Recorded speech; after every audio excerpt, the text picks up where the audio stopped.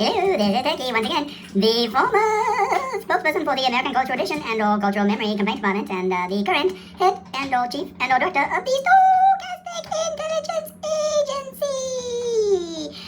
Coming to you today, focused on, for no apparent reason whatsoever, focused on the gun control debate, and see that, best gun debate I've had in years, and this certainly is one of the best gun debates that we've seen in years, and we're coming to you today to not necessarily critique this idea that the NRA is so proud of espousing in this toss-off line. Guns don't kill people, people do, and of course that's not entirely true, is it? It's not the people with the guns who kill the people, and it's not the bullets that they shoot at you that kill the people. It's the holes that the bullets leave in your body that kill you. And so say you had a hole somewhere like around this area right here. That hole is ultimately responsible for your demise. Not the bullet, not the gun who shot the bullet, and not the person holding the gun. So if you get shot in the United States, really the action that you should take is pursuing.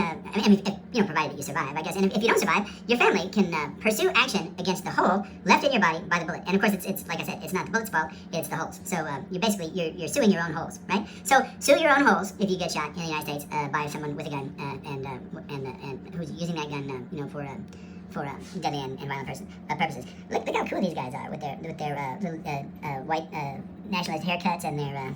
Let's see what else we got going here. We got our white nationalist tattoos, and we got our. Charlie looks, it's interesting, like the way that he holds his arms. And he's fidgetier than you'd think. We'll demonstrate some of that fidgetiness in a minute. But we're gonna go on. Let's see if I have the right volume here.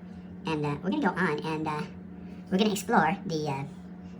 Variations in the best gun debate I've had in years, or perhaps just let it play out the way it does. Once again, though, basically here to remind you, whether you're a white nationalist, racist, authoritarian, fascist, misogynist, or just somebody else in the crowd, that remember, it's not people. It's first of all, it's not guns that kill you, and it's certainly not the bullets in the guns that kill you, and it's not even the people who shoot the guns that have the bullets in them that kill you. It's the holes. It's the holes. It's the holes this bullet's left behind. So if you've got a problem with the holes in your head or in your neck or wherever else you might have a hole in it, and then oh, by the way, this American Lives Matter basically is just some kind of like ridiculously obvious, right, suggestion that black lives don't matter, and it's basically a racist idea because. What are we talking about with Black Lives Matter? We're talking about violence against African American citizens of the United States, right? And is this guy right here? You think this guy is a big fan of Black Lives Matter? I don't think so, right? I don't think so. So what is this T-shirt really saying? It's not saying American lives matter. It's saying Black lives don't matter. This is the way these kind of conspiracy theorist, alt-right, authoritarian, fascist jerks work, right? Yep. And a turning point, and all your nonsense and your. Anyway, let's go ahead and listen to the. Best gun debate I've had in years. Certainly has aged well. Hey Charlie, how are you? So I just had a question on your thoughts on if we need more gun control in the country or not. I'm very pro protecting America and the citizens that live in it, and so I think that we should have more gun control because there's a lot of school shootings that happen, as we mentioned, and I just think it would do a lot to protect people.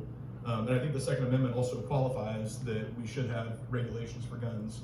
I want to know your thoughts on that. Sure. Do you think gun ownership is a right or a privilege? I think it's a right, but it comes with responsibilities. Okay, tell me more. Well, I think that there should be things in place, things like red flag laws and things like that. The AG used to prove Mel Gibson to get his gun rights back, even though he had a domestic violence charge. So, I don't think the people that commit these violent crimes should be able to buy guns and things like that. And I think we should have red flag laws in place to make sure that those violent criminals aren't getting guns. Okay, so let's go. So tell me, in your perfect world, what would constitute a red flag? Just things like, we can look into any kind of medication and things like that can affect someone's... That could be dangerous, right? That could be there's a lot of vets that come home from war and that are on a lot of medication. A lot of vets could have their weapons taken away. Well, I'm not necessarily saying, bless you. Thank you, it's the pollen or something, thank you. I'm not necessarily saying, like, it's mainly to prevent, future shootings and things like that, and also, putting in place things like a federal registry so that we know, the types of guns that people have, and, it would just essentially be a federal registry that shows these are the guns that this person has, in case a cop has to go on something like a domestic call. It's the most dangerous call they can go on. So. Yeah, I could see you're coming after this from a good perspective. Let me ask one other question. What would you say is the ultimate and final purpose of the Second Amendment? I think it's self-defense against a tyrannical government, which we agree. Sure, great. Keep going. Well, but I think within the Second Amendment, it also implies that we have high regulations in the first 4 words. Sort of. Well-regulated militia actually meant well-armed, but that's a separate issue. But like, well, how do you know? You're interpreting what the founding fathers. Well, they said it in the Federalist Papers, right? So it's not just me, but also in the Heller decision, in the 5-4 decision, that said that gun ownership was a right. This was a hotly debated thing. But see, do you disagree? Sorry, I didn't mean to interrupt you. Do you like disagree with the idea of like a federal registry like that? Oh, without a doubt. The only reason you'd want to register the guns is if you want to confiscate them. Well, or to make sure that people like officers of law are protected and know what they're going into. I mean, domestic. Again, that's a good argument. Right. To your credit, I will try to make a better argument where the problem of the government knowing where every gun is would then lead itself towards mass. They don't believe how toxic this is. For years, one stood thinking. And I would agree with you. A well-armed. Okay, I'm just this turkey once again. I just want to pause there. It's a nice image of Mr. Charlie Kirk in any case, and I want to pause right there and underscore, the fact that on this video, right, there is an advertisement, right? What do advertisements do? They make money. What is Mr. Charlie Kirk doing with this video? He is making money. Why does he do all this stuff, making money? When Mr. Charlie Kirk came to Albuquerque and at that mega, what do you refer to it as, mega church? What is it called? It's what's that mega church here in Albuquerque?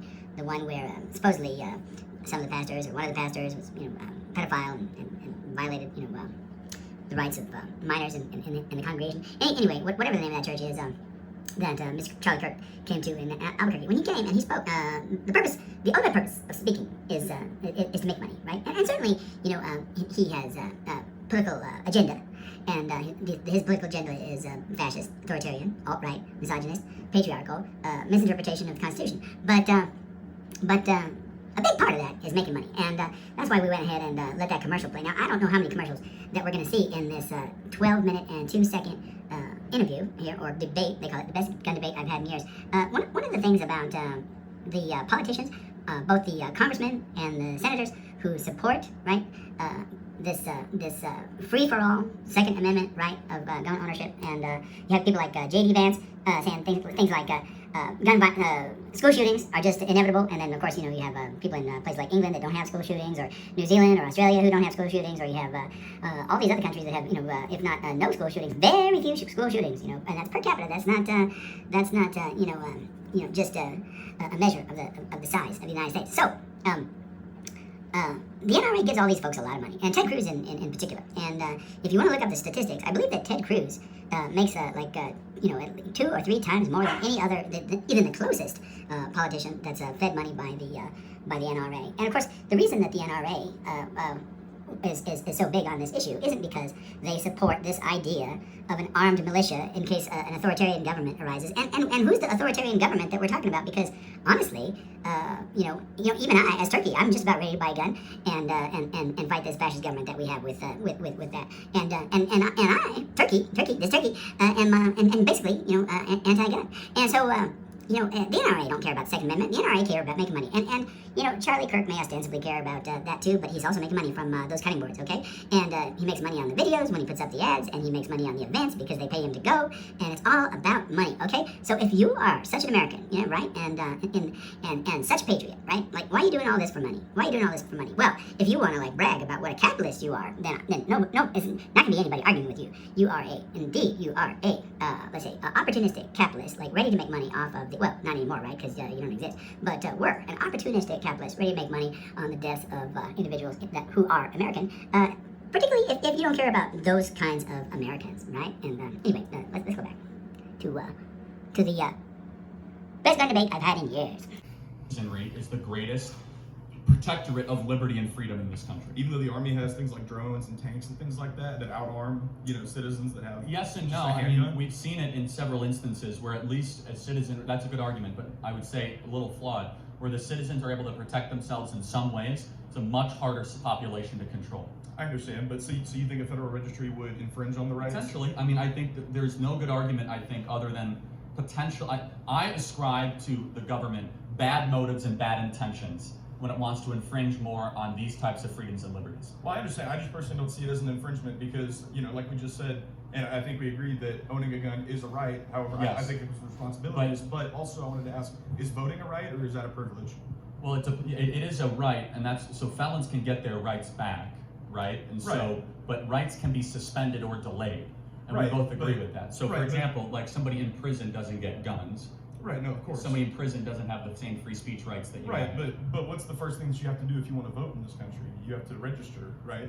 So it's a federal registration to be able to vote in this country. So why not, and we can agree that, keeping safe and, keeping our elections to where people who shouldn't vote aren't voting is, that's keeping America safe because we don't want people who That's a can't fair vote. point. I would say there's something that there's a technical difference between a voter registration roll and a gun registration Right, guns roll. are much more dangerous. Well, also, but guns in many different ways, they would go after the guns a lot more than, like, I don't know, the voter registration roll. Well, how do we know My worldview comes out of one in the 20th century, where almost every totalitarian government went after the guns first, and the confiscation of guns then leads into the erosion of freedom and liberty. Right, but wouldn't you say in the Let's stop there. And of course, once again, this is tricky once again.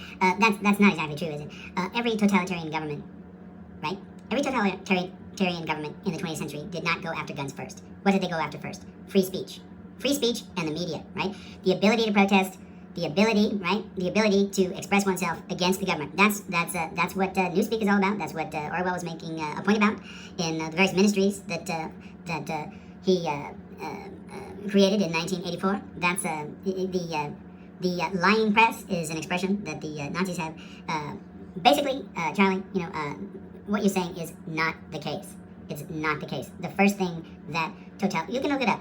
The first thing that totalitarian governments go after is the freedom to express oneself and the freedom to exist safely in a public space. So when you have individuals like ICE roaming your streets, it's like, are they taking the guns away, or are they intimidating people on the streets and basically, right, occupying? This is what totalitarian governments do first.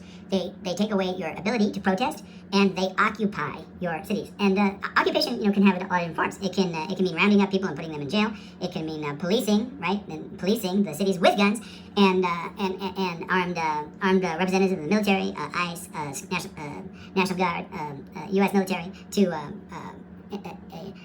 intimidate and oppress and black bag and murder, right? Citizens of the United States, right?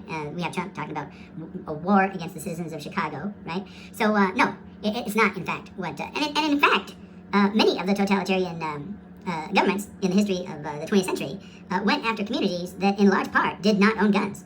The Jewish people in Nazi Germany, for the largest part, weren't gun owners. This wasn't a big thing there, right? And you say the same thing about the Chinese and Mao, right? Okay, so like how many of these Chinese peasants, in Mao's time, do you really think own guns, right? And same thing in the Stalinist Soviet Union. No, he didn't go after people with guns. He went after people who disapproved of him. The first thing that these fascist authoritarians do is they go after people's ability to speak who speak against them, and that's exactly what Trump is doing. And it has nothing to do with guns. So don't make a history of fascism that you don't understand, Charlie. Okay, let's go back. the 20th century, as you just said, that the disparity between the technology that citizens had to protect themselves compared to what the military had, wouldn't you say that there was a much smaller disparity as opposed to what we see nowadays? I think that's a fair point. So, I'm acknowledging that's a fair point. okay.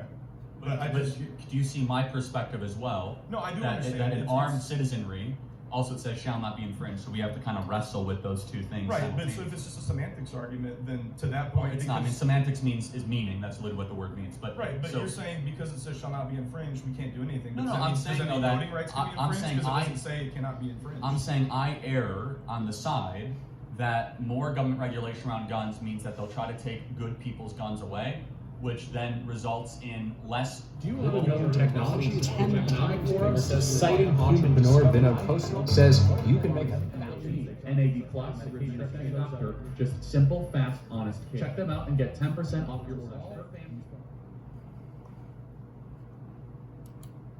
Once again, Thank you, Charlie. Money, money, money, money, money, money, money, money, money, money, money, money, money, money, money. And we are at 6 minutes and 5 seconds into this video. We've seen 2 commercials, right, that Charlie's making money from, and we've seen Charlie advertising for the drug industry.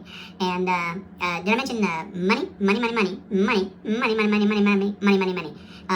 We could go on and watch the rest of the video, but honestly, I think I've made my point in the best gun debate I've had in years. Thank you very much, Charlie, for your time and your attention. Once again, this is Turkey signing out. Have a good day.